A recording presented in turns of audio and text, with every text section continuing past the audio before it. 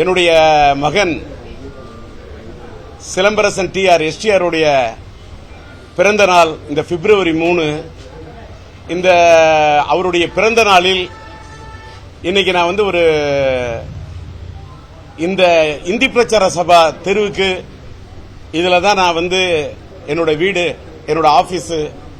நான் 1984 கிட்டத்தட்ட 83 இந்த வீட்டில் இருந்திருக்கேன். 84 எனக்கு ஒரு பெரிய வரலாறு உண்டு.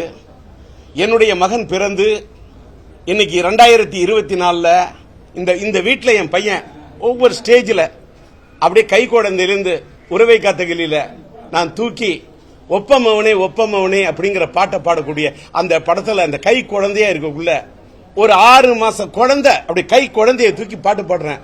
அந்த படத்தில் ஆரம்பிச்சு ஒரு உறவை காத்தகிலி, மைதிலி என்னை காதலி, ஒரு தாயின் சபதம், என் தங்கை கல்யாணி, சம்சார சங்கீதம், சாந்தியனது சாந்தி, சபாஷ் பாபு, ஒரு வசந்த கீதம், எங்க வீட்டு வேலன், பெற்றெடுத்த பிள்ளை, தாய் தங்கை பாசம், மோனிஷா என் மோனலிசா, சொன்னால் தான் காதலா, காதல் அழிவதில்லை படத்துல கதாநாயகனா அறிமுகப்படுத்தி அவனை பல ஸ்டேஜில் நான் வளர்த்தேன்.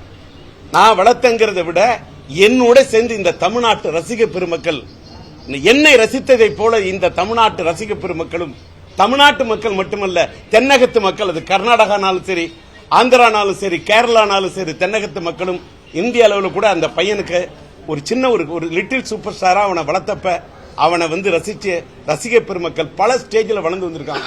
அவன் காதல் எழுவதில்லை படத்துல கதாநாயகன் அறிமுகமானாலும் தம் படத்தை ரிலீஸ் பண்றதா இருக்கட்டும், சரவணா படத்தை ரிலீஸ் பண்றதா இருக்கட்டும், மன்மதன், வல்லவன், சரவணா, ஒஸ்தி,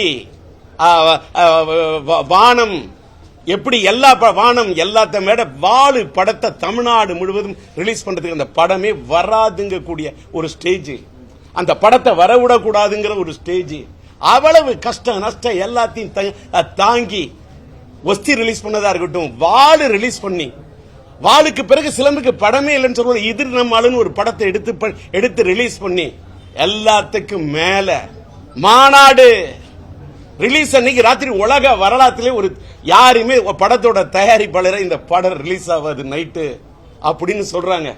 ரைட் ட்வீட் பண்ணிட்டாங்க படம் ரிலீஸ் ஆகாதுன்னு. யாருக்கு எந்த ஒரு நடிகனுக்கும் இப்படி ஒரு நிலைமை வரக்கூடாது, அப்படி ஒரு தடை.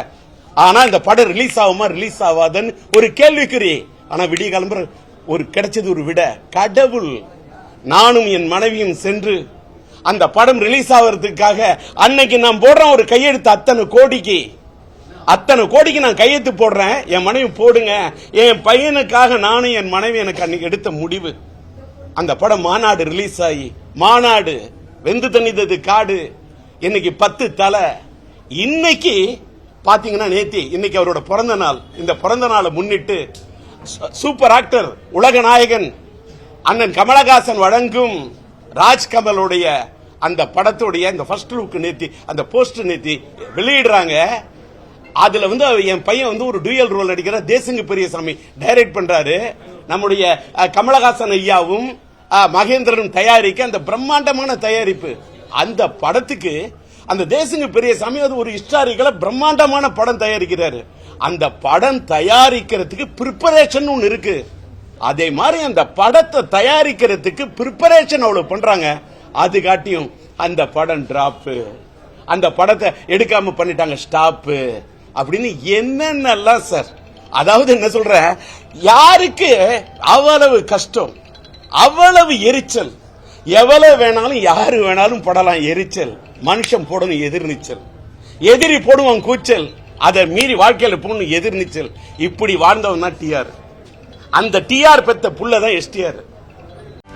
செய்திகளை உடனுக்குடனும் துல்லியமாகவும் தெரிந்து கொள்ள சப்ஸ்கிரைப் பண்ணுங்க.